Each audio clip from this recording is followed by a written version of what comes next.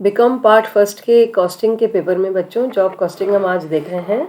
उसका पार्ट 1 आज हमने लिया है। जॉब कॉस्टिंग इससे पहले अपने जो है कॉस्टिंग का ये पेपर अपना ABST का पेपर 1 है, जिसके अंतर्गत अभी तक आपने जो है कॉस्ट क्या होती है, कॉस्ट के एलिमेंट्स क्या होते हैं, है ना, कॉस्ट शीट क्या होती है। इसके बाद में आपने उसके जो है कॉस्ट के 3 जो एलिमेंट्स हैं, मटेरियल, लेबर एंड ओवरहेड, इसको हमने अच्छे से समझा। यूनिट आउटपुट क्या होता है ये भी हमने देखा। तो उसी कड़ी में जो आगे हम देख रहे हैं contract, job, batch and contract costing, 3 costing हम देखेंगे। तो सबसे पहले हम देख रहे हैं जॉब कॉस्टिंग। जॉब कॉस्टिंग एक ऐसा सिस्टम है बच्चों जिसके अंतर्गत क्या होता है, overhead, direct material, direct labour cost और जो भी इसकी जो एक्चुअल वैल्यू कॉस्ट होती है उसको दिखाया जाता है।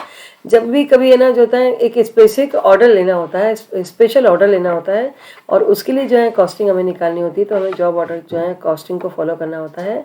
जिसके अंतर्गत क्या होता है कि स्पेशल रिक्वायरमेंट किसी शॉर्ट ड्यूरेशन के लिए काम की पूरी करनी होती है, सारी कॉस्ट आइडेंटिफाइड होती है, सब कुछ हमें पता होता है और उस तरह से हमें काम करना होता है। जैसे मान लीजिए कि आपको जो है छोटा सा प्रिंटिंग का ऑर्डर मिला, आपको जो है कार्ड्स का प्रिंट करना है, तो वो जो है आप काम कर रहे हैं, तो इस तरह से ये जो स्पेशल काम करना है उसकी स्पेशल कॉस्ट होगी, मटेरियल होगा स्पेशल लेबर होगा उसका, और स्पेशल ओवरहेड होगा। और साथ ही जो ये काम होता है ये विद इन ए फैक्ट्री होता है या वर्कशॉप में इस काम को किया जाता है।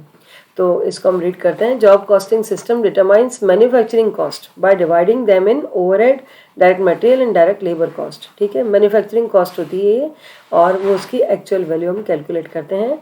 Manufacturing organizations are using job costing to control the use of raw material, labor hours and equipment by allocating the cost of each customer order separately.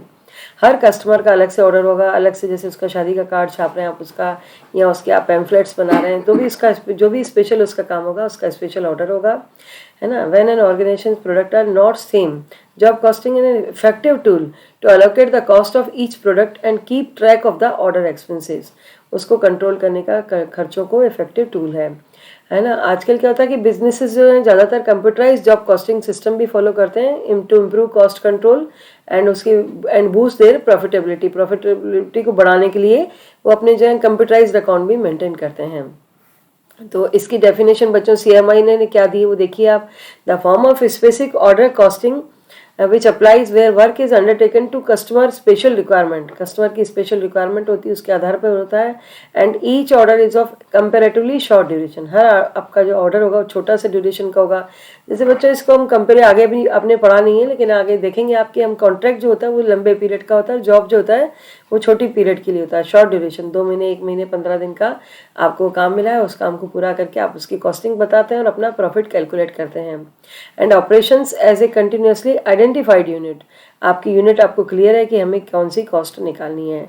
The term में ऑल्सो भी apply to work such as property repairs and the methods, जैसे आपको कभी है ना किसी building को repair करने का काम मिला हो तो ये काम इसमें हो सकता है।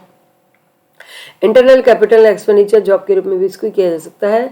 A job is a specific order for work usually carried with in A factory और वर्कशॉप। ठीक है, अभी किस किस के लिए होता है ये ध्यान दीजिए बच्चों, आप किस किस के लिए जॉब कॉस्टिंग को यूज़ कर सकते हैं। इंजीनियरिंग जॉब्स में इसको यूज़ कर सकते हैं, है ना, जहाँ पे इंजीनियरिंग का काम दिखाने की आवश्यकता होती है। कंस्ट्रक्शन कंपनीज इसको यूज़ कर सकती हैं। प्रिंटिंग जॉब्स, है ना, आपको मैंने अभी बताया शादी के कार्ड हैं या पैम्फलेट्स हैं या आपके जो हैं लेटर हेड्स बनवाने हैं, तो वो जो है स्पेसिफिक काम हो गया तो वो जॉब कॉस्टिंग के अंतर्गत आएगा। ऑटोमोबाइल सर्विसिंग है, शिप बिल्डिंग है, फर्नीचर बनाने का काम है ना, आपने पर्टिकुलर रिक्वायरमेंट दी उससे आपको फर्नीचर बन के मिल रहा है, फैब्रिकेशन का जॉब है, तो ये सब जो है कॉस्ट यूनिट के अंतर्गत आते हैं। तो job costing is a simple system in which the elements of cost incurred are specifically identifiable. आपको पता है कि इस कस्टमर की क्या रिक्वायरमेंट है, स्पेसिफिक रिक्वायरमेंट आपको कस्टमर लिखवाता है। जैसे उसने बताया आपको कि भाई मुझे पीले रंग का कार्ड छपवाना है, उसमें लैंग्वेज ऐसी होनी चाहिए, इसका जो है एम्बोस्ड वर्ड्स होने चाहिए, तो उसने अपनी रिक्वायरमेंट आपको दी और आपने उससे उसको जो काम करके दिखाया है। तो unit of cost in job costing is the cost of job itself, है ना, जैसे आपको जो भी काम कहा गया उसकी कॉस्ट इटसेल्फ हो जाएगी। जिसका एक एग्जांपल हम देख सकते हैं जिसके अंतर्गत ये दिया गया है कि ABC कंपनी है, मैन्युफैक्चरिंग कंपनी, वो जॉब कॉस्टिंग सिस्टम को